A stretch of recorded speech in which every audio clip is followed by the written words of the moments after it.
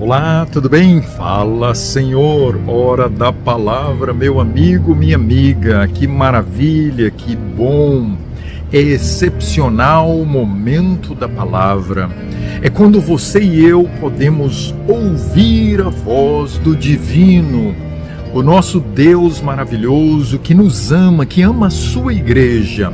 Não se esqueça, estamos aqui nesta semana na série A Igreja na História, ok? Grave muito bem, a Igreja na História. E nós já passamos por 3 etapas. Deus lidera a Igreja através de homens falhos. Fique bem claro isso para você e para mim. Deus lidera a Igreja através de homens falhos. Não podemos esquecer, no nosso segundo tema, a Igreja no Tempo do Fim.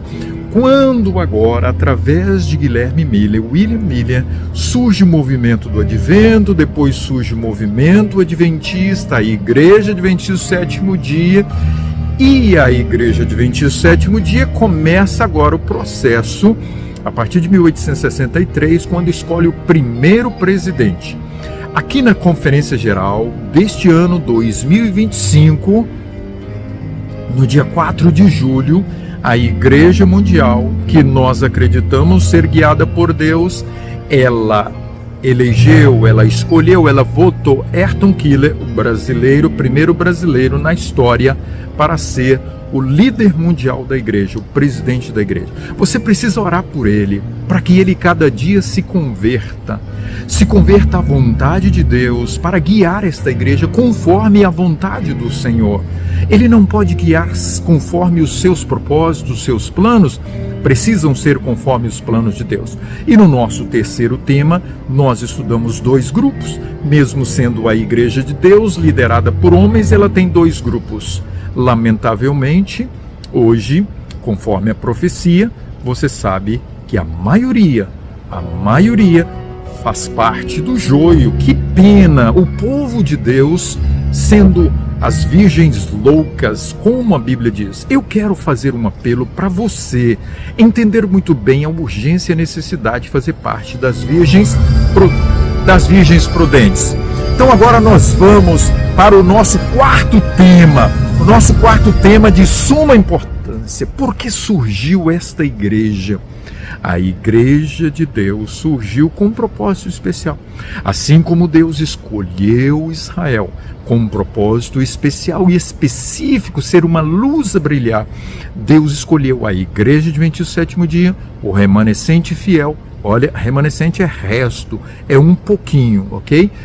Para proclamar a mensagem especial do Evangelho Eterno. E isso começou através ali do movimento millerita, quando ele pregou a volta de Jesus. Olha, o nome advento e o nome adventista é aquele que aguarda a volta de Jesus, o advento, a vinda do Senhor Jesus. Não se esqueça, essa igreja defende a verdade do sábado, por isso é a igreja que aguarda a volta de Jesus do sétimo dia, do santo sábado. Então vamos lá. Para o tema de hoje, a missão do remanescente, eu quero te convidar para Apocalipse 14 e o versículo 6. Ali o texto bíblico diz assim: e vi outro anjo voando pelo meio do céu. Nós já descobrimos através das características que se cumpriu no movimento millerita, no movimento do advento, através da liderança de Miller.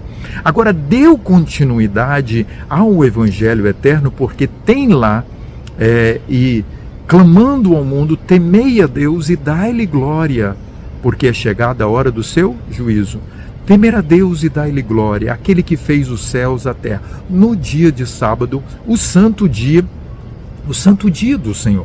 Então aqui agora, nesse momento, quando está bem mais tranquilo, você viu um barulhinho aí, estão lá no piano, tocando, ensaiando, eu quero lhe convidar para que você e eu entendamos muito bem que o propósito da existência dessa igreja é pregar e viver o Evangelho Eterno da volta de Jesus. Isso precisa ficar bem claro para nós, ok? Viver uma vida em conformidade com os ensinamentos de Deus.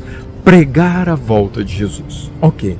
Por isso você ouve muito para a igreja, I will go, Jesus is coming. Eu preciso ir para o céu.